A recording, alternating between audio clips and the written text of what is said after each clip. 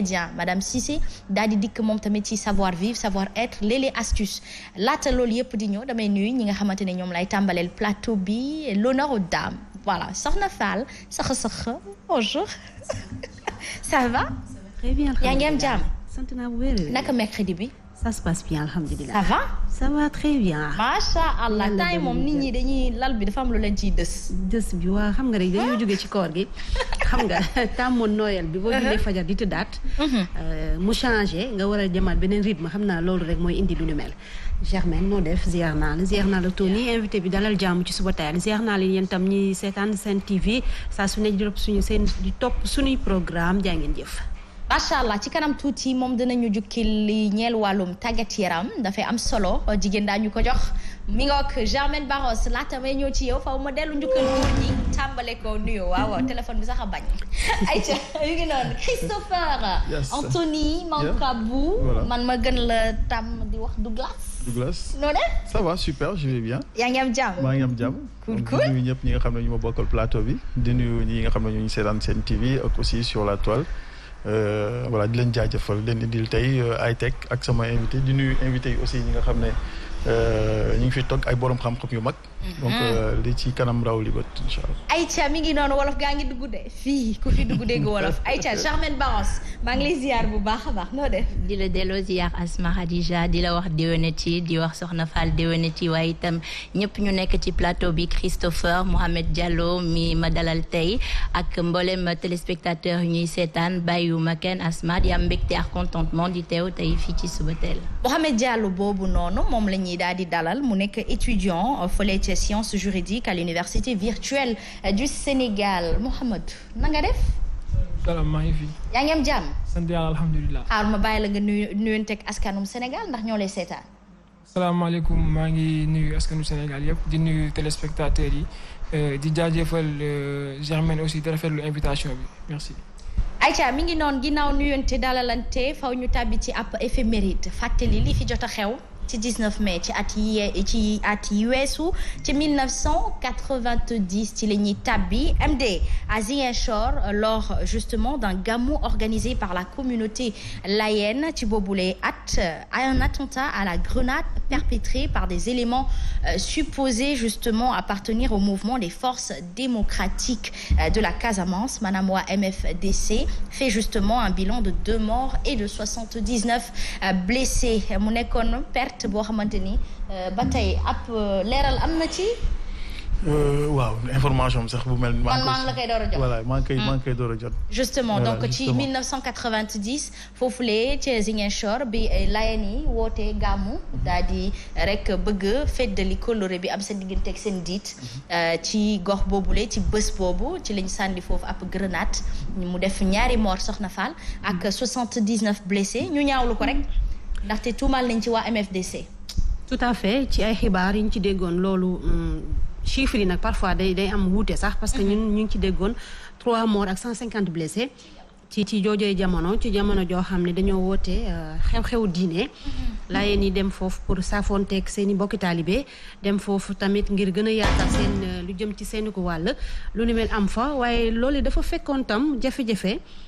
amoon ca Casamance lu ni mel comme ni nga ko waxee ñoom lañu ko tuumaaloon te jàpp nañu ne ba fi may àddoo ñuy teew lu amul dara rek lu ko dindi jëm ci wàllu woowu nga xam ne ñoom lañ ko tegoon. mi ngi noonu di ñaan yàlla rek barke Seydina Limaamu Laay mi nga xamante ni moo taxoon ñu dem ci boobu leen ndaje ña ca ñàkk seen bakkan yàlla jéggal leen àtte leen ci yërmandeem te xare leen àjjana mi ngoo ko teg ba tey ñu desandi ci li nga xamante ni moom moo di suñu ab éphéméride MD noonu la suñu maam di Seydina Limaamu Laay damay bëgg su may wax ci moom di jano ak kanamam ca 2017 la ñuy tàbbi foofu moom mburu mi dafay xoyom dafay neex ndaxte nag lu woon démb bu fekkee ni woyul ba ren rek xëy na daw toon dëgg les leaders regroupés au sein de la coalition Manko Taxawu Sénégal ñoom lay waxtaane tey ont chacun un profil différent. Ces leaders d'obédience différentes ont décidé de s'unir malgré justement différences yi nga xamante ni moom la ñu am pour vaincre kii di président Macky Sall Sall ñoom nag le soir du 30 juillet ñoom dañoo exiger une cohabitation à l'Assemblée nationale de Idrissa Seck en passant par Malick Gakou Nathalie Ney Dikk MD Malick Gakou tamit fan yi moom silence radio la ñu xaw ràññee ci moom lu ko tee xamuñu ko waaye tamit ñu ràññee ci ñi jiital lii di coalition Manko Taxaw Sénégal kii di Cheikh Bamba Dièye Jean-Paul Diaz mu nekk waajur Barthélémy Diaz waaye tamit à ses côtés Decroix ak Mansour Sy Djamil ñoom ñoo nekkoon ñi nga xamante ni ñoom ñoo taxaw coalition boobule di Manko Taxaw Sénégal léegi nag ci jamono ji Burok Sow mi neex na et aux allées du centenaire justement ci 2017 ci la ñu amaloon marche ngir ñaxtu ñu daal di delloo ak yelef ñaar ñi di Khalifa Sall ak kii di Karim Meïssa Wade waaye nag Burok Sow bi mu dikkee mbaa jaxasewul carte gi ani Manko Taxaw Sénégal surtout coalition boobu da doon gën a xeex ci pour la libération de Khalifa Sall justement Khalifa Sall. Comme ni nga ko waxee rek à chaque veille d'élection moo xam ci fànn bu nekk présidentielle législative la ou locale da ngay gis ay parti wala ay mouvement dajaloo ngir def seen doole benn mais au finish day am dislocation day tas kan moo koy tas nag bi fa Assane nekkoon ni la kii ruube mooy fexe ba mu tas nasaraan si moo koy tas est-ce que nasaraan si la sax non pas nasaraan si xamoon fa am ñaari façon yu ruube day wax nasaraan si day wax nguur gi day wax le président Macky Sall moom lu ñëw rek da ko ci boole laa xaale ko ci mais c'est de bonne guerre parce que en politique lañ nekk stratégie bu ci nekk boo mën a am pour rek sa adversaire nga teg ko ci yoon ba du am yow fi nga bëgg mu yegg fa du fa yegg c'est faisable. Aïcha MD may ma kii di président Macky Sall ak Idrissa Seck dafa mel ni xëy na seen lëkkaloo coalition bi ñu def wala Mburok Sow bi ñuy wax ndax Mburok Sow nag soofut benn yoon waaye xëy na sénégalais yi ñoo leen ko jaral parce que bu fekkee ni homme politique da nga woote taxaw Sénégal taxaw askanum Sénégal bu fekkee ni mbir mi xaw na tagga tembe ci kenn kii le président Macky Sall a toujours prôné pour l'ouverture la collaboration et peut-être que c'est toujours de bonne guerre pour des fins bénéfiques à la population sénégalaise. Des fins bénéfiques su ci amee. Je suis preneuse da ciy am solo. askan bi gis ci boppam yow nga gis sa bopp man ma gis sama bopp. xam nga lu ma cee bañ rek mooy àndandoo boo xam ne ce sont des àndandoo intérêt lay doon nga ñëw. seen intérêt yu bopp daal merci indi sa intérêt bopp ak indi sa intérêt nit ñi ànd ak yow kenn bañul boo ma woowoon tey ñu war a liggéey. dama mën ko luy amal njëriñ Sen TV lay doon dama ciy jàpp mais bu fekkee ne loo xam ne pour man sama njëriñu bopp kese la wala ku may àndal wala ku ma bëgg du am benn njëriñ foofee la nit ñi di xoole moo tax ñu jàpp ni lañ leen doon wax wala ñu leen koy dig boobaa léegi ça fait des décennies gisuñu ko ci ñu jàpp ni xëy na bu amaatee dina am lu yees luy indiwaat liggéey bu bees beneen ouverture bu am njëriñ mais bu ci amul tam li ñu doon wax rek la ñuy waxaat dañ fi nekk seen bopp. Aïcha mi ngi noonu kon ba tey ñu tàbbi rek ca 2020 daaw rek la en réunion du conseil supérieur de la magistrature ki nga xamante ni moom moo di Cheikh Ahmed Tidiane Coulibaly il est nommé le président de la Cour suprême en remplacement de Mamadou Badio Camara seen nataal yi baax na ñu koy gis MD ndaxte am na ñu ñuy seetaan xëy na duñu leen mën a ràññee ci tur yi kese ndaxte ñëpp duñu ab journaliste loolu tax image am solo mi ngoog ci 2020 boobu la ñu changé woon ki nga xamante ni moom moo nekkee njiitum kuréelu juge yi Cour suprême bi voilà 2020 ak léegi yàggul de jot na fee liggéey waaw ñu ngi ci liggéey bi ñu ngi wéyal say liggéey bi xam nga ñoom nag affaire droit moom boo ko maîtriser wu rek xamoo la ca war liñ lay wax rek wala nit ñi doxandale rek nga mën a tënku dëgg la pour mën ci jàpp ñu jàpp ni xëy na ñoom li leen war ñu ngi koy def fi mu waree bañ a am parti prise Aïcha mi ngi noonu Soxna Fall moom mujjee wax moom laay delluwaat lengee rek ñu fas yéene faram fàcce tàggat yaram.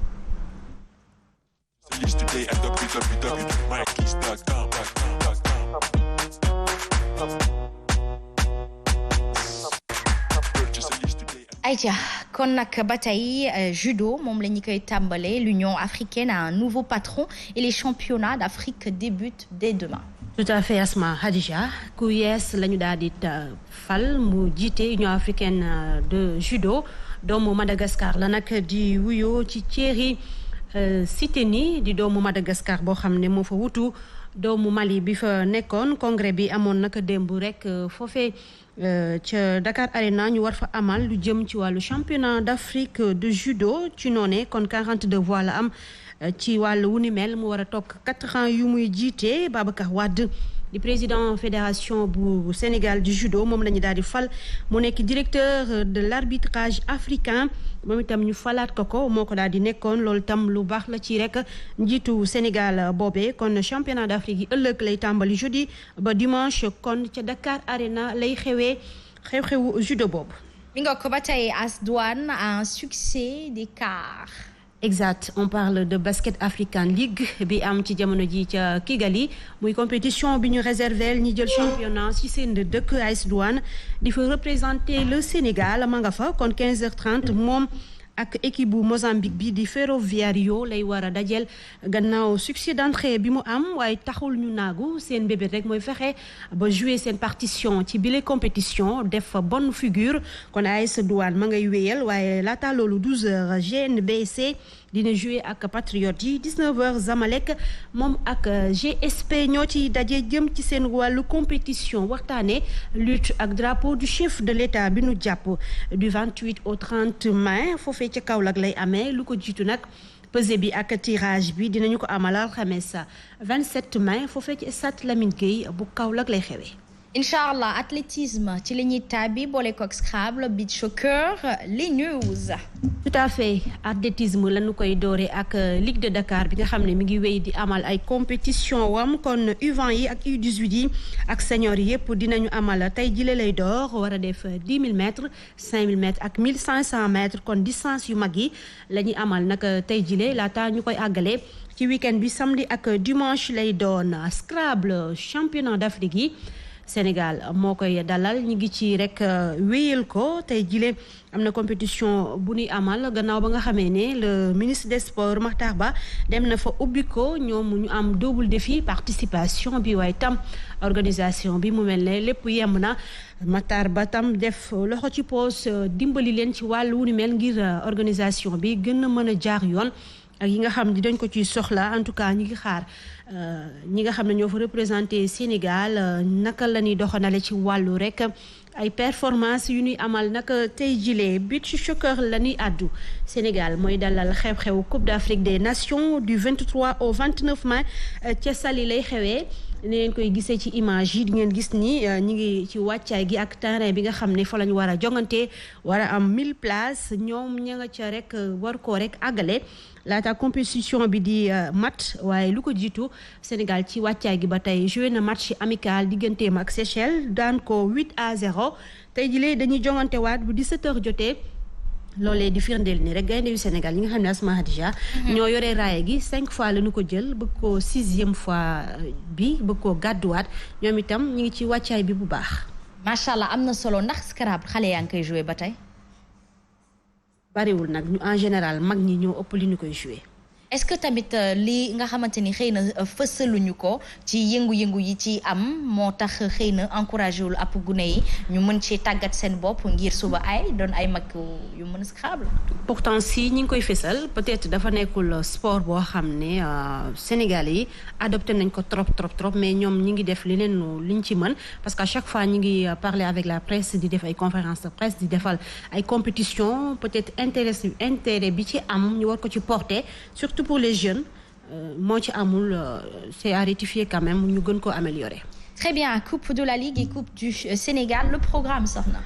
Coupe de la Ligue 8e de finale yi ci la ñu daal di tollu dinañu ko door nag tey jilee ci diggante Duc ak Wakam ñaari équipe bu Ligue 2 loolee dina amee ca stade Amadou Barry 16h30 la ñu koy jongante waxtu woo ba tey ca Ndar ca stade Mawade Wade Linguère de Saint-Louis équipe bu Ligue 2 la ak stade de Mbour équipe bu Ligue 1 ñii di Teungueth FC Ligue 1 ak Renaissance Ligue 2 ñoom itam ba tey la ñuy daje Génération Foot ak Ndiambour attraction la choc la ñaari équipe bu élite lañ Ligue 1 la ñuy jongante EJ Fatick ak Sonacos ci Ligue 2 bi la ñu nekk waaye jamono Fatick bi nekk Ligue 2 mooy dalal Jambar bi nekk ci Ligue 1 bi US Gorée ak Dakar Sacré-Cœur ñaari équipe la tam yu nekk ci Ligue 1 bu Sénégal diggante Mbour Petite Côte ak Jaraaf dañu ko dàq ndaxte Jaraaf dafa rek nekk ci wàllu compétition africaine yi ñu tàbbi ci li nga xam ne moo jëm ci rek Coupe du Sénégal daal dinañuy wax date yi nga xam ne moom la ñu jàpp ngir amal yooyee compétition kon tey jile rek dinañu door lu jëm ci préliminaire yi laata 32e de finale yi 9 juin la ñu koy jongante 16e de finale yi le 23 juin 8e de finale yi le 1er juillet le 14 ñu amal quart de finale yi demi-finale yi le 21 juillet kon finale bi jàpp nañu ko le 31 juillet bu amul ak coppite date yooyu la ñu jàppagum ngir ñu amal ci yooyu compétition Coupe du Sénégal li ci am solo mooy kii vainqueur bi da koy ubbil buntu Afrique mooy représenté Sénégal ci wàllu Coupe CAF. macha allah kon nag yal na yàlla may ndam ki gën ci ñoom ci joxe ci li nga xamante ni moom moo di effort ndaxte loolu mooy fay. n'est-ce pas kon nag jongante bi tàmbali na. wane leen seen bopp Tafa le philosophe ba tey ci moom la ñuy tàbbi le philosophe analyse la défaite justement du Jaraaf et donne la recette pour le retour. contre Coton Sport quart de finale Coupe CAF Jaraaf dafa ñàkk benn ci dara. démb ci ngoon 17h la ñu yegg si ci Ndakaaru war a jongante retour bi dimanche benn ci dara nag score prenable la du score piège mu jàpp ni Jaraaf am na largement la possibilité de renverser la vapeur ak li ñu gis ci physionomie match bi Tafa di ko jàngat li nga xam ne moo weesu ak li ne ci suñu kanam le philosophe expert la en football nekk coach yu teewlu Tafa. match yooyu efficacité moo koy gagné ñu gis premier mi-temps bi Jaraaf ñu ngi doon bàyyi ay espace yu bari surtout au niveau du milieu soo xoolee Jaraaf 4-3-3 lay joué. te bu ñu waxee 4-3-3 le système il demande beaucoup la progression vers l'avant il s'appuie sur les milieux relayeurs qui doivent animer le jeu et porter le ballon vers l'avant pour créer une supériorité numérique dans la défense de l'équipe adverse pour créer une faille afin de marquer un but donc loolu waroon nañ ko gis supériorité numérique bi maanaam ci ñaari milieux relayeurs yi nga xam ni moom la Jaraaf tegoon keroog beneen bi mooy ñu gis premier mi-temps bi Boli li mu doon décroché ak ñëw ci milieu terrain bi dafa xawoon bari te heure bi décroché dafay ñëw pour jouer ci te bu ñëwee pour jouer ci Jaraaf dafay xam du am kenn ku nekk foofu na ci zone axe bu Coton Sport bi donc loolu tamit posé woon na problème équipe bu Jaraaf bi. arrêté na ay occasion yoo xam ne bu ñu ko rectifié équipe boobu bu ñëwee fii Jaraaf mën na ko éliminer mais ci kaw mu éliminer ko nag il faut que équipe bi am équilibre nekkul que ni nag non dañu war a dugal non équipe bi dafa am ay armes parce que boo xoolee ñoom dañ lay contrer. ñoom da lay xaar seen zone contrée la déclencher seeni contre attaque donc Jaraaf li mu war a def mooy équilibrer équipe am ba mu baax mu jéem a dem wuti premier mi-temps bi mën na def benn bloc médian pour faire ralentir la progression fekk ko ci ay camp sëkkatal ko jéem ko dugal bii mais bu Jaraaf bu teelee dugal bii nañ téye ballon bi nag jouer aspirer équipe adversaire bi jéem a marquer deuxième but.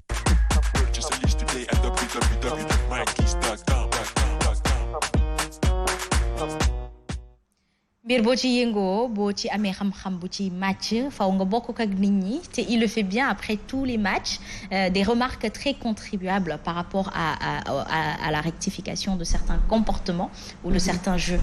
C'est important. C'est très important. ñu tabi nag ci Parcelles Assainies réclame son stade moom dafa mel ni mooy actualité sportive. dañuy amal sax sitting tey jile bu 10h jotee. stade bi nag li ci doy waar mooy 9 ans ak léegi mi ngi nii ñi ngi koy xaar à chaque fois bu ñu commencé tuuti travaux yi daal di tegaat municipalité bi nag la ñu joxoñ baaraamu tuuma parce que ñoom ñoo yor lu ne mel lu tax boobaak léegi àggalewuñ ko livré ko ñi nga xam ne sportif lañ xamuñu les raisons à chaque fois rek dañuy arrêté les travaux bu ñu yëngalee rek nga gis leen ñu romb fa benn pelle ak benn tracteur après ñu bàyyiwaat mu sedd moo tax ñi nga xam ne ñoo nekk ci différentes zones yooyu 8B ak C bu commune bi ni tey dañuy amal sitting pour ñu ubbi stade bi parce que 9 ans quand même ak léegi xaw na yàgg lu trop sax Benzema back ay Benzema maa ko bëgg je l'adore ce joueur là il est de retour. Oui, il est de retour. Le Bani. Ouais, le Bani, on l'appelait le Bani. 5 ans après, bon, c'est une grosse information depuis fan yi ñu ngi koy doon waxtaanee mais démb la officiel bi Deschamps fësale liste bi nga xam ne mooy dem Euro ci noonee mu mel ne nit ñi dañ ko yéene woon te it place am la quoi qu'on puisse dire c'est un grand joueur boo xam ne talentueux bu am capacité de discernement ci sur le terrain kon des problèmes personnels wala crypto personnel xëy na moo indi woon lu nu mel mais ñëpp ñoo réclamé woon son retour et c'est fait par Deschamps jàpp naa ni France du regretter ñëwaatam parce que joueur bu baax soo ko amee muy jongante di def ay performance boo waree dem compétition da nga koy soxla mu ñëw dooleel la également. c'est très important Soxna Fall il faut que nit ñi di jël seen état d'âme ak di gérer seen ay émotions te nag liggéey rek ay fay wax nañ ko fii dinañ ko waxaat. liggéey ko may lii ndaxte boo gisee ñëpp a ko bëggee ñëpp a kontaan ñëpp a defaat ay statut sur la toile je pense pour annoncer à tout un chacun qu'il est de retour c'est par pur mérite donc il faut bosser pour avoir ce mérite là et non avoir que de la chance ñu tàbbi nag ci li nga xamante ni moom moo di finale coupe en Europe et championnat Angleterre. Coupe de France ak Coupe Italie Coupe de France nag ñaari équipe yoo xam ne ay doomu Sénégal dañu fay jongante Paris Saint-Germain lay doon ak Monaco bii di 3e fois ñuy rek daje waaye ci xibaar ñu ngi wax ni boo moytul Gana Gueye ak Abdou Diallo du ñu bokk ci rek ñi jongante boobee match mais ñu xaarandi rek li nga xam ne mooy composition yi génn pour ñu xam ñan lañu woo ngir ñu jongante boobee match waaye beneen jongante itam war a dox ci diggante Atlanta ak Juventus xanaa gisoo affiche bi MT depuis sànq woowu ma la bu dee affiche bi mi ngi fa wan ñu ko ñu xam ñi war a daje naka tey jile sinon ñu waxtaanee lu jëm ci programme championnat ci Europe Angleterre door nañ ko 37e journée nag démb Fulham ak Man United benn la ñu def Leeds moo daan Southampton 2-0 Man City dafa daanu ci kanamu Brighton 3-2 Chelsea daan Leicester 2-1 dinañu ko rek wéyal naka tey jile ci wàllu programme Everton ak Wolves Newcastle ak Sheffield Tottenham Aston Villa Crystal Palace ak Arsenal West Bromwich West Ham Liverpool bu Sadio Mané mooy fekk Burnley 19h15 Asma Hadija la ñu koy jongante ñoom na xëccoo ba ci wàllu ku war a dem Europe ku war a dem Ligue des Champions plutôt ak kuy jëm Europa League ci la ñu toll. kon mi ngoog merci beaucoup saa yu ñu la joxe lengey boo ñuy jukkil ñu am ñam merci waaw Kumba duma la naan waaw góor waaw Kumba rek laa lay wax du dëgg. merci à vous.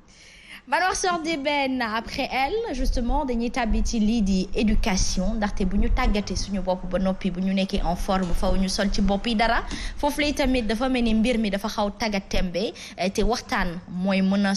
sottante xalaat échange yooyu mooy mën a jëmal nit ñi kanam wala déboucher lii fa bouché woon Germaine Barros moom lañ ciy dalal mu ànd ca ganam di Mouhamadou Diallo bu ko defee rek ñu daal di waxtaan yaatal ko.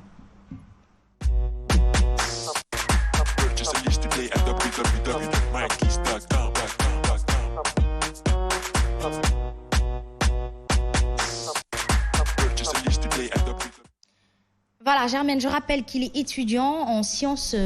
juridiques à l'université virtuelle du Sénégal ginnaaw loolu itam mu nekk président du BENO de Sébikotane BENO mu firi bureau des étudiants de l'espace numérique ouvert baax na nga bokk waxtaan gi ak kii di borom high-tech Christopher Anthony Mancabou dafay am solo alors ma bàyyi leen rek ngeen dérouler bu ko defee ngeen peloo ko ñettoo ko dina baax de. tout à fait Asma kon Mohamed Niania Diallo moom mooy njiitalu amical bi nekk fële ca Sébikotane tey ji ñu dalal ko ci wàllum université virtuelle Mohamed maa ngi lay dalal ak jàmb sama laaj bu njëkk bi ban présentation nga ñu mën a def ci UVS maanaam université virtuelle du Sénégal. merci Germaine université virtuelle du Sénégal comme ni ñu koy waxee UVS mi ngi nekk université bu ñu créé en 2013 UVS tey mi ngi ci 8 ans d'existence actuellement mi ngi nekk université bi nga xam ne am na 50 000 étudiants répartis en 3 pôles de formation à savoir la pôle CEJA am nañu pôle CEJA pôle sciences économiques juridiques et administratives nous avons aussi un pôle le pôle STN c'est le pôle sciences techniques et numériques nous avons le pôle LHSE c'est le pôle lettres sciences humaines et éducatives. Voilà, ce sont les 3 pôles qui composent l'UVS. Le modèle d'enseignement de l'université virtuelle aussi, c'est un modèle qui est purement numérique parce que les cours se font à travers les plateformes de formation numérique. En wolof, allez-y. En wolof. waaw baax na xam naa nit ñi xam nañ ko waaye booy yëkkatiwaat rek nga def ko ci kàllaamay Kocc Barma ndax dafay baax ñi ñuy seetaan mën a xam. voilà ñëpp dégg kàllaamay nasaraan si. chaque jour ñu wax ma ko fi. ne ma wàññil nasaraan si. d'accord comme yow loolu da nga cee bëgg a waxtaan. déedéet man kay olof bi léegi moom dafa mel ni. cours yi waaye yow ma ne la fii ku fi toog jàng. kon ba tey Mohamed ñu wëyal ci kàllaamay Kocc Barma. waaw université virtuelle mi ngi nekk benn université bu ñu créé en 2013. tey ñu ngi ci juróom-ñetti at parce que 2013 ak tey ñu ngi si 8e promotion bu nekk si université virtuelle.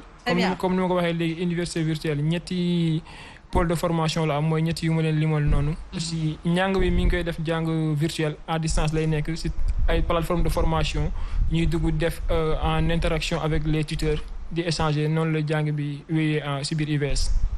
tey jii itam ban njëriñ moo am ci wàllum jàngale bu ñuy jox foofu. waaw jàng bi nekk biir UVS tey moom mun naa ne su ma si wax dinaa ne njëriñ bu am solo la parce que tey UVS boo xoolee fu jamono toll ñu ngi nekk si 21e siècle te koo xam ne adduna bi mi ngi dox avec le monde numérique tey donc UVS jàng bu ñu fay jàng numérique bi dina renforcer capacité étudiants yi fa nekk et aussi étudiant bu nekk biir UVS tey UVS wane na que ni adduna toll na fi nga xam ne étudiant bi war na mën a jóge si anam bu mu daan tëju si amphithéâtre yi de 8h à 18h di jàng tey mun na jàng en étant tout libre si je peux dire mun na jàng ak du am benn charge yu bari yu tegu si kawam parce que dina jàng ak liberté parce que tey étudiant bi mun na nekk di jàng di liggéey te du ko yaaxal dara parce que cours yi c'est des cours en ligne il suffit juste heure bi jot mu jël machine am wala smartphone am connecté wu suivre cours am ni mu waree te du ko yaaxal dara. concentration boobu est-ce que c'est possible. oui c'est très bien possible. très bien. waaw parce que man li ma ci gën a jaaxal mooy connexion bi ngeen di utiliser par exemple. parce que d'après voilà allez-y donc dinañ ci ñëw léegi man ci wàllum wax laaj bi muy laaj ñi fan yu wees yu déggoon nañu coow yu jot a am ci wàllum université virtuelle ndax mun nga ñëwaat tey ji ci coow boobule te itam ban jéego la amicale bi def ci wàllum médiation entre ministère de l'enseignement supérieur ak promotion 8 bi. waaw loolu boo xoolee parce que boo tey ñu bëri yëg nañ ko am nañ benn promotion mooy la nouvelle promotion 8 bi bañ leen orienté ba tey seen i cours commencé gul aussi mais juste que ni tey étudiants yi ay étudiants lañ ñu ngi leen orienté woon ay bu ñu am bac année 2020 jusqu'à présent seen i études de travail lañ doon xaar pour mun a dem jàngi études de travail yooyu moom moo yéex a ñëw moo waral étudiants yi doon am mécontentement ak naxar di laaj li nga xam ne mooy seen étude de travail pour dem jàngi. amicale bi aussi resté wul bras croisés parce que nous avons une fédération tudd la fédération nationale des étudiants de l'université virtuelle du Sénégal boo xoolee ni ñu présenté ci 13 ENO yi nekk Sénégal ENO bu ne defoon na benn point de presse pour wax li nga xam ne mooy ak yelleefu étudiants yi par rapport à la situation. donc ba tey muy laaj boobu Christopher doon laajte léegi nii ci wàllu matériel boobu ngeen di utiliser tey jii nii bu fekkante ne élèves yi dañuy war a am menu instrument numérique yi c'est-à-dire ordinateur ak clé USB yooyu mun nga ñu ci indil ay leeral comme tey jii bu ma nekkoon élève bu jógee Matam naka lay mun a jëfandikoo sama matériel boobu ak réseau internet bi et cetera. waaw xam nga nu ñu koy waxee tey boo xoolee technologie avancée bi nga xam ne étudiants yi bu ñu ñëwee am nañ li ñuy wax des cours transversaux yu am à l'UVS mooy cours leadership développement personnel ak informatique dañ lay initier d'abord avant ñu la jox sa outil de travail élément de base yi nga xam ko ba pare bu ñu la joxee sa outil de travail aussi dinañ la jox sa machine ak sa clé de connexion connexion bi nga xam ne dañ koy renouveler chaque mois soo xoolee am nañ 7 gigas pour ñi nga xam ne ñi ngi Orange aussi on a 10 gigas pour ceux ñi nga xam ne ñu ngi ci Expresso. ñu bañ a wax opérateur yi. ok ñenn ñi am nañu 7 gigas ñenn ñi am nangam. ñenn ñi am nañu nangam ñenn ñi am nañu nangam kon. waaye publicité bi laay bañ. dama bëgg ñu jox ma koppar. d'accord noonu daal noonu la demee aussi étudiants yi bu ñu jëlee seen i connexion dinañ mën a jàng ci anam yu normal. d'accord mais suivi de cas la ñu def. yëpp ñu génn on a vu le ministre de l'enseignement supérieur monsieur Anne mu génn wax ci mais est-ce que am na solution boobaak léegi régularité bi ñu bëgg xaar ngir étudiants yi commencer à temps terminer à temps tam à chaque fois day am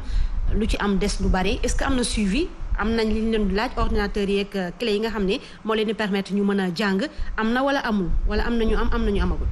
bon comme ni ñu ko déggee ñun ñëpp le ministre il wax na ci jox nañu date environ fii au plus tard le 15 juin. outil de travail dinañ disponible au plus tard lañ ñu wax pour étudiants yi mën a dem jàngi ci anam yi mu waree parce que étudiants yi tey loolu kese moo leen teree jàngi cours transversaux yi ñu waroon def UVS def nañ ko ba pare mooy cours d'initiation yi outil de travail yi moo des te yaakaar nañ ministre bi mi ngi ci def ay jéego parce que loolu kese moo tee étudiants yi dem jàngi te ñu ngi koy xaar bëgg nañ ñu def ci ay jéego yu ci war pour étudiants yi mën a commencer jàng parce que aussi il est temps pour ñu dem jàngi. mais retard bi lu mu mën a indi excuse-moi mais retard bi lan la mën a indi comme gàllankoor ci ndongo yi. waaw retard bi moom lu mu mën a andi parce que boo xoolee heure bi nga war a jàng soo ko jàngul rek mën na am benn dina répercuter ci sa carrière kon mën nañ ne retard bi bu amee rek dina répercuter ci carrière étudiant bi mais encore une fois rek ñi ngi interpeller ministre bi parce que boo xoolee lépp ci côté boobu la côté étude de travail ñu jàppale ñu ci mu ñëw à temps pour étudiants yi mën a dem jàngi. Aïcha, en tout cas, loolu c'est très important, mais quand on parle de virtuel, on laisse la possibilité physique à la personne d'aller à la quête du savoir et de s'occuper professionnellement, peut-être en attendant. Détermination, xëy na dina mën a tax nit ki mën a xaar te du ci yàqule ci période de temps libre boobu parce que c'est important dañ jógee ci mbas. boo leen toogee ab diir boobu xëy na nag ñu rafet njort ni rek mbas mi leen téyewoon Christopher nga yëkkati rapidement ci sa contribution. Justement parce que université virtuelle c'est quelque chose de très important dafa am solo trop nga xam ne tey adduna bi je suis sûr que bu ñu doolelee université virtuelle yi ndaw yi dañu mën a jàng non seulement dañu jàng correctement mais aussi dañu mën a am possibilité dem defi beneen liggéey parce que dañu toll ci adduna boo xam ne tu peux pas te cloisonner ci benn classe nga ne da ngay jàng foofu noonu mais sama problème bu gën a kii mooy le nombre de gigas yu ñu di jox mensuellement xale yi dañ koy souvent di ñaxtu di wax ni doyul parce que aussi nit nga xam ne numérique rek la yaakaar pour mën a jàng donc dina nekk ci YouTube bi dina nekk ci Facebook dina nekk ci kii donc te ku xam YouTube day consommer données yu bëri te am naa benn jeune frère d'ailleurs Élie Pierre Major maa ngi koy duy au passage moom université virtuelle la nekk mais chaque fois day bëgg a denc connexion am juste pour amee examen wala devoir wala yu demee noonu ma ne ko donc kañ ngay am temps pour def ay recherche parce que pour man connexion bi dafa war a njëriñ ci devoir yi examen yi mais aussi pour faire la recherche aussi tu vois donc c'est un problème bi nga xam ne souvent booy dañ koy souvent di subale voilà. waa léegi Germaine ci problème boobule est-ce que tamit ñoom duñu xalaat ni bu ñu defee giga yu yem xale yi dinañ concentré wu giga yi ci jàng mi parce que nag man ak yow yëpp a yendu YouTube te léeg-léeg nag du jàng ak ut xam-xam moo ñu fay baax seetaan ay vidéo xool ñoo xamante ni amuñ benn njëriñ yokk ñu dara suñu xam-xam moom lañ fa nekkee soxna maa ngi bàyyi Mouhamadou tontu si laaj boobu parce que boo xoolee connexion bi 5 giga la nekkoon bañ ko aussi ñu ngi si jaajëfal université bi parce que def nañu si ay jéego 5 giga la nekkoon pour benn opérateur beneen bi ñaari opérateurs yi boo si xoolee bu si ne 5 giga la nekkoon mais benn bi yóbbu nañ ko ba 7 giga beneen bi ñu yóbbu ko ba 10 giga foofu ñu ngi siy jaajëfal université bi def nañu si liggéey bu am kattan bu am doole mais aussi ñun étudiant par exemple suñu connexion buñ ko joxee buñ si concentré woo suñuy cours si plateforme bi kese du épuiser suñu connexion mais aussi boo si gisee étudiant bu mel ni man aussi am na possibilité parce que comme ni ma ko waxee léegi dugg YouTube dugg feneen ak feneen sa passe dina épuisé wu si temps bu gën a gaaw mais boo xoolee les 7 gigas parfois mun na yóbbu étudiant bi même bu weer bi jeexul aussi dina ko jege quoi bu fekkee ñu ngi si concentré wu normalement si cours yi ci war a suivre. xam nga mbirum jàng ma je pense que ni warul nekk tâtonnement parce que giga yi ngeen di wax sax ñoom war nañ ko saytu ba xam ñaata giga moo war a doy étudiant bi pour cours yi ki année scolaire bi parce que moo amul parce que université virtuelle nañ ko wax te dee tamit depuis sa création dañuy ay ñaxtu rek lañ ciy dégg parce que au préalable ndax dañoo jëlul matukaay yi ci war yépp pour xool planifier affaire yi mu mën a dox ñu xool yoon bi ñuy jaaree et au cours mbir yi di am ngay defaraat. justement kii mii bëgg naa li nga chuté nii may na ma opportunité ma laaj ko lu doon ay tànkam ndaxte buñ ko invité mu bokk ci njiitum benn ndaje buy mën a waxal étudiants yi diggante collaboration bi am ak ñi leen jiite dafay baax nga wax ñu lu doon say tànk. waaw lu doon samay tànk comme ni ma ci invitation bi ñëw wax au nom des étudiants mais aussi wax lan mooy université virtuelle moo nekkoon samay tànk parce que tamit nous sommes élus pour défendre les intérêts moraux et matériels des étudiants comme ni ma koy waxee dañu fal pour ñu taxaw défendre ak yelleefu étudiants yi mooy suñu rôle comme ni ma ko waxee léegi mënuñu ne tout est rose duñu ne lépp normal na mais am na lu ci tane aussi am na ay problème te bëgg nañu aussi bu ñu collaborer entre ñi nga xam ne ñooy taxawu étudiants yi administration ak ñi nga xam ne ñooy jiite muy ministère tutelle ñi ñëpp bu ci taxawee waxtaan góorgóorlu xëy na saafara mën nañ ko def ci problème yi nga xam ne moom la étudiants yi di dund parce que du ma ne UVS mais tey enseignement supérieur Sénégal boo xoolee fu ci ne université boo dem di nga fekk ay problème c'est vrai. Très bien c'est très important Germaine laata rek ngay jeexal nit ñi war nañu xam ne ni lu ñu tàmbalee bees faw mu am ay gàkk-gàkk c'est très important ñu bàyyi ci xel ndaxte njël benn mbir c'est sans expérience qu'on s'y jette et c'est avec justement ces petites erreurs manquements yi am mooy tax léegi compréhension dafa war a am bu baax a baax ci ñaari côté yëpp ñoom war nañu làbbali fas gi ndax fas nekkagul ci kanam ba tey waaye étudiants yi war nañu compréhensif xam na ni bu fekkee ni mën nañ jëndal seen bopp passe par moment nañ ko def parce que fii nii soxna du ñàkk léeg-léeg doo bi ngay jàng université doo am passe mais passion journalisme bi passion yenn ñi moo tax bi ngay dem tamit Russie keroog di dem ca équipe nationale ba di leen xool kenn passalu la yaa passal sa bopp loolu la ñuy wax passion ak comprendre les enjeux du travail xam na ni am na foo xamante ni ci nga bëgg a fës ci nga bëgg a am mérite boo bëgg am ci àddina wala ci liggéey bi dafay baax nga def sacrifice bi war c'est très important ñu delloo la lengee ngir ngeen dar keppa Asma fi nga laal ponk bu am solo la moo waral tey jii nii man may laaj Mouhamed Diallo ban message ngay lancé promotion 8 bii nekk nii te commencé guñu cours yi ak promotion yi di ñëw waaye itam nguur bi nga xamante ne ñoom ñoo yore njiitul njàng bu kawe bi. waaw message bu may lancé promotion 8 mooy message bu may lancé sama bopp parce que étudiant promotion 8 suñuy raq ñoo fa ne parce que j'ai des frères qui sont là-bas nekk ay étudiants nekk promotion 8 neexul aussi nga am bac ak say morom ñi nekk seen université di commencé di jàng yow nga toog jusqu'à présent jàngoo mais aussi ñoo xam ni aussi lépp loo gis rek day am ay saafara ñun ñëpp déglu nañ ministre bi aussi ñi ngi toog di xaar te bëgg nañ balaa date boobu sax suñuy machine mu ñëw suñu étudiants yi mën a jàng dans de bonnes conditions parce que tamit loolu moom lañ soxla ay étudiants lañ jàng rek lañ am UVS lañ nekk et nous sommes dans une très bonne université aussi dama koy wax comme ni ma koy waxee chaque jour ñun UVS lañ nekk c'est une très bonne université parce que ñun ñu fa nekk xam nañ li ñuy jàng biir UVS donc bëgg nañ ñu jox beaucoup plus de respect et de considération université virtuelle du Sénégal parce que l'avenir de ce pays mën nañ ne dafay reposer aussi enseignement virtuel parce que UVS tey mooy nekk université bi nga xam ne mën na contenir nombre de bacheliers yi ñëw Sénégal loolu daal nekkoon na message moo bëgg ñu jox beaucoup plus de considération et de respect université virtuelle du Sénégal. respect considération boobu Germaine Barros Abdoulaye Ly mi ngi ci def contribution bu am solo ci ab laaj nag mi ngi laaj ndax lijaasa bi ñu leen di fay jox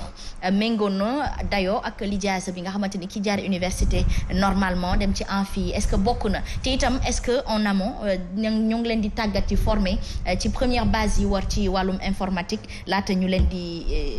valider seen candidature. yaakaar naa loolu question bu am solo la parce que université virtuelle dañ ko créer par décret comme ni ñu créé les autres universités yi nekk Sénégal yëpp à savoir Cheikh Anta Diop université UGB Bambey ainsi de suite c'est des universités qui se valent ñoo tolloo donc diplôme bi nga xam ne moom la étudiant bu nekk UCAD am diplôme boobu la étudiant bu nekk UVS di am aussi bu fekkee comme li wax outils yooyu di outils de travail wax naa ko léegi tout à l'heure y a des cours transversaux cours yi dañ lay initier en leadership développement personnel en informatique c'est des cours de base parce que UVS li particularité am loolu la di nga gis étudiant bi nga xam ne comme ñun ñi nekk ci pôle CESA di suivre ay sciences juridiques tey interaction bu ñuy am ak outils informatique yu ñuy guider dañuy dem ba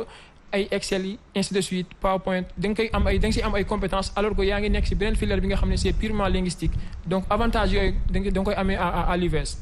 mu mel ni rek tey jii nii moom teewaayam am na fi solo bu baax ndax ku dégg université virtuelle rek sa xel du dal Asma Khadija tey jii nii képp ki nga xamante ne yaa ngi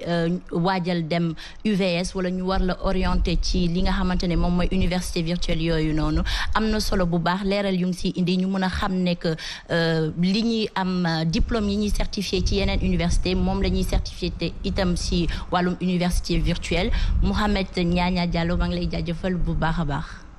Merci Germaine aussi maa ngi lay jaajëfal di rafetlu invitation bi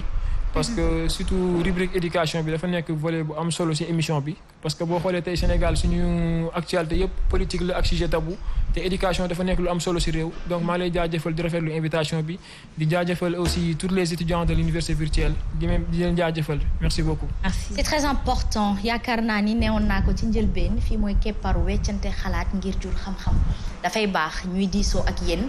dafay baax nit ñi xam ne itam monde bi mi ngi gën di avancer di évoluer di dem te am na loo xamante ni nit amatul temps mooy dem toog ci banque jàng dafa gudd dafa yàgg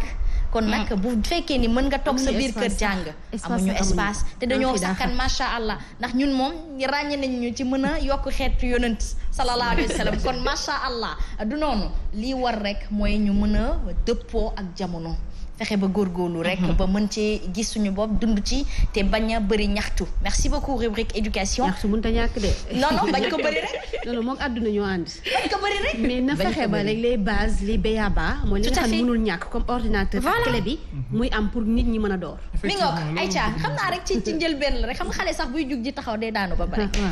tànk yi soog a dëgër. Aïcha mi ngi noonu merci beaucoup en tout cas à Sokhna Fall. Merci à Germaine Barros. Merci à l'invité. On change de plateau justement pour recevoir Abdoulaye Ly Rokhaya Dieng, docteur en pharmacie mi ngi ñëw ci kanam tuuti et que Kiki tu restes en ma compagnie. On est en black and white aujourd'hui. Yeah, on est en black and white. Bah si ça check là. Aïcha MD. Just a list today at www.mykeys.com.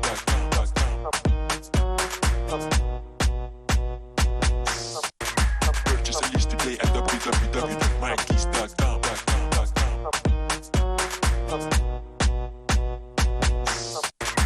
Just a list today at www.mykeys.com.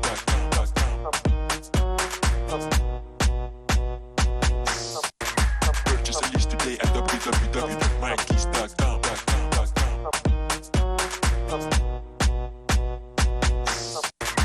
Just a list today at www.mykeys.com. Aïcha mi ngi noonu deuxième plateau au féminin au masculin. Plus au masculin plutôt hein. On dit bonjour à Abdoulaye Ly qui est l'invité justement de Hightech aujourd'hui moom ñëpp xam nañ ko kaas na Hightech sur la toile ba far nag doon l'identité justement de Hightech en question même fii ci réew mi Abdoulaye Ly maa ngi lay ziar di la dalalaat ak jàmm ci biir Subatel sa kër ci biir Sen TV. waay donc fi nga daanelee sax moo ma ci gën a neex donc dalal nga ma sama kër parce que yow sama doom nga. dëgg la moom donc sama xarit nga et tout. donc ma fekk fi sama copine. fekk fi Anthony fekk fi docteur donc am mbégte ak contentement comme on a l'habitude de le faire partager ak sénégalais yi tuuti xam-xam bi nga xamante ni yàlla dénk nañu ko. dëgg la am na solo ñàkk ki ñaan générosité dafa baax ci dundu doomi aadama bu ñu nuyee góor ba pare faw ñu nuyu jigéen surtout bu nekkee soxna madame Cissé maa ngi lay ziar dalal ak jàmm noo def. delloo ziar Asma yow maa ngi lay nuyu bu baax. di nuyu ñi nekk ci plateau bi fekkee déwén yu bëree bëri baal naa la baal ma yàlla yàlla boole baal ñuy baalu ak téléspectateurs yëpp ñi nga xamante ne saa su rek dañuy bàyyi seen i yitte bàyyi lépp lu ñuy def bàyyi seen i liggéey di seetaan Sen TV rawatina seen émission Subatel ak ñi nekk ci kër gi yëpp commencé ko ci directeur bi ba ki ci gën a suufee. macha allah am na solo yow daal monsieur Cissé teg na la tànk ndax démb gisuma la.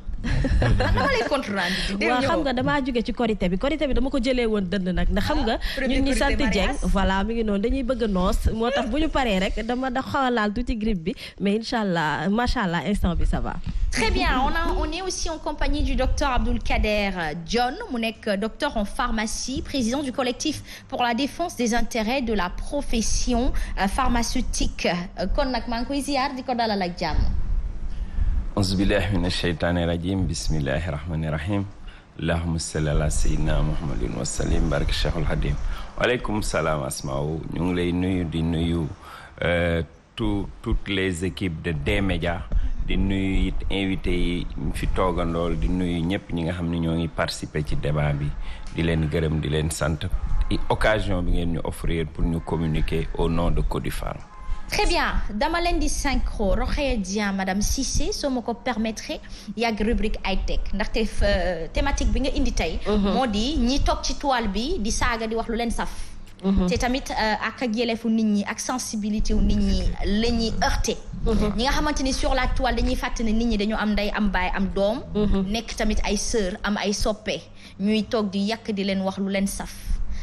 baax na trop ñu xam aussi ça fait partie des inconvénients de la toile du high-tech de la mauvaise utilisation d'internet waaye tey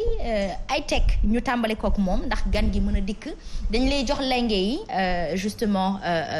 Christopher bu ko defee nga doxal ci sa thématique ba noppi ñu daal di digresser duggal leçon yi nga xamante ni madame Cissé indi na ko tey mais surtout parler des causes et des conséquences justement c'est tout de suite high-tech.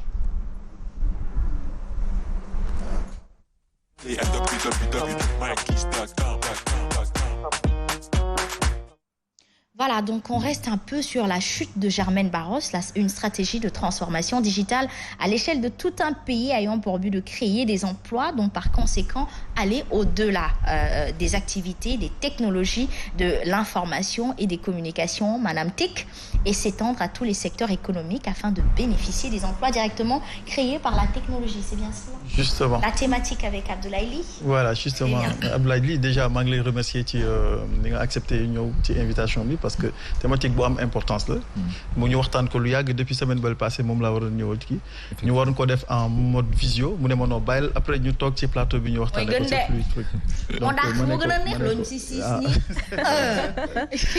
donc ñu war ci waxtaanee parce que c'est quelque chose de très important parce que tey numérique bi mën na créer emploi yu bari.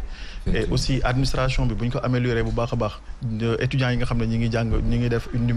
informatique ak yooyu dinañu mën a employer correctement ci biir kii et puis il y a aussi d'autres métiers qui tendent à disparaître aussi. numérique bu demee ba installé wu carrément dina am métier yu bari nga xam ne dañuy installé wu. donc présentateur yi. présentateur yi day laaj. waaw kon man dootuma fayate ko sama ceeb dootul nii. c'est que il faut ma wax la boobu pour mu choquer la. Voilà, waaw choqué na ma noonu mais c'est pas exclu avec l'intelligence artificielle qui arrive. bien sûr parce que en Chine léegi ay intelligence artificielle ñooy présenter journal ak yi demee noonu. ay poupées yi nga xam ne dañu defar président intelligence artificielle club. les hologrammes ñu nekk star yi bien sûr. léegi métier bu disparaître feeling. robot amul feeling. reconversion boobaa da ngay def reconversion. journalisme mooy dee. non journalisme mënul dee. parce que non xam nga lu tax ma wax la lool. le présentateur du journal il peut être robotisé. Absolument. mais le présentateur d'un programme doit être animé. Absolument. donc voilà c'est non c'est ça ñoom pas Assane nañ moytu. mais l'intelligence artificielle dafa am machine learning aussi day jàng. machine learning en plus dañuy soxla ay journalistes yu nga xam ne ñoom ñooy jàngal robot yi. moom laay wax ci ginnaaw la ñu ne dootuñu fës. mais non yéen la ñuy gën a fay yéen la ñuy fay en fait y a pas de problème. y a pas Assane mi ci ginnaaw la donc justement donc ñu waxtaanee affaire digitalisation d'un pays. parce que c'est quelque chose de très important. tout un pays dëkk bi yëpp bu ñu ko digitaliser. day gën a faciliter en fait les secteurs d'activité yu nekk ci biir que ce soit économique surtout l'administration. bu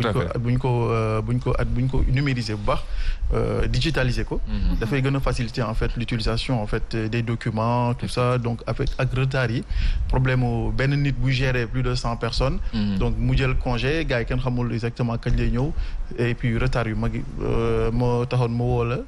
Abdoulaye Ly nga wax ma exactement lan lañ war a def Sénégal lan lañ war a def en fait pour ñu mën a digitaliser dëkk bi yëpp et puis ban importance la mën a amal en fait